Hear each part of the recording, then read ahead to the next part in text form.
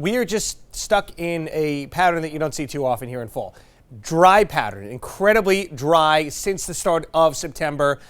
Drought worsening across the area. Again, tomorrow is when our new drought monitor gets released. We will bring that to you as soon as we do get the new information in.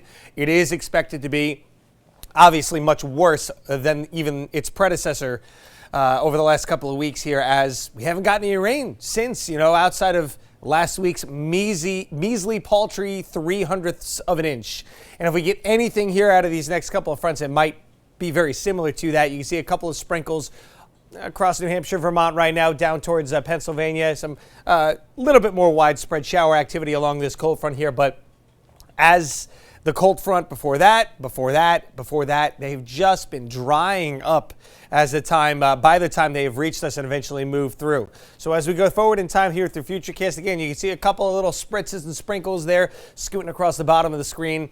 Anything that moves even right overhead is not going to bring much more than a trace amount of rain, and that's not going to cut it. We need prolonged rain, one of those days where it just rains from sun up to sundown, and not all that heavy. We'd like a light to moderate rain. Those are the best types of situations to bust out of these droughts, and we really don't have anything like that coming up here anytime soon.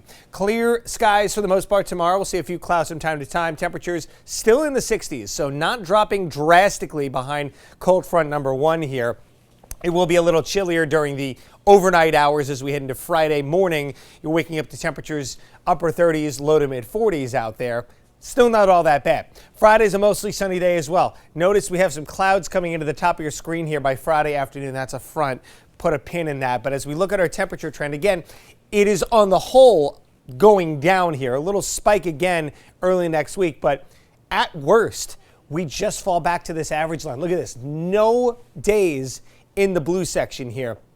So a very warm start to the month of November. Let's see if the second half of the month will change things. Again, not bullish based on everything that I've seen, both in terms of the rain that we may or may not get, and also the temperatures look to remain, again, at worst on the seasonable side. Here, again, we're going to go back to Futurecast here, our long-range Futurecast tracker. This is that second cold front here, looking fairly promising and optimistic, right?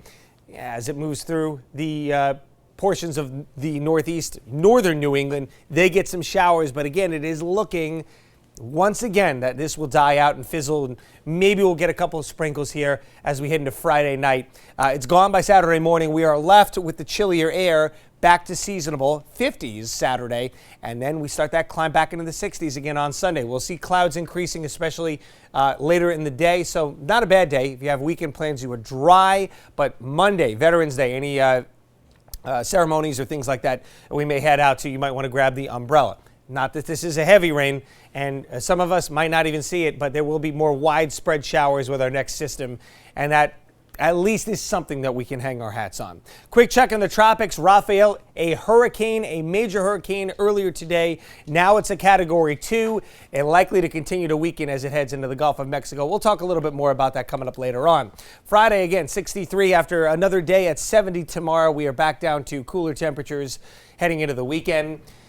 Sunday, clouding up. Monday, Veterans Day. It's unfortunate because obviously I mentioned anybody heading out to ceremonies, things of that nature. Mm-hmm. It's been so dry lately. It's kind of dampening the parade here to have it on Veterans Day. But hopefully we won't see too much rain. But again, we need it, John. So it's again kind of take what you can get kind of situation here. That's really all I can say. And again, the projections long term, they're not looking very wet. And it's so unbelievably dry. Yes, my whole backyard, at least the portion that's in the sun, has turned to complete dust. There's nothing to mow anymore. We're calling the HOA on you. Yeah, right. It's the back lawn, he takes it so seriously too. It's hurting his heart. Yeah, it really is. All those time seeding in the spring, and it looks so good.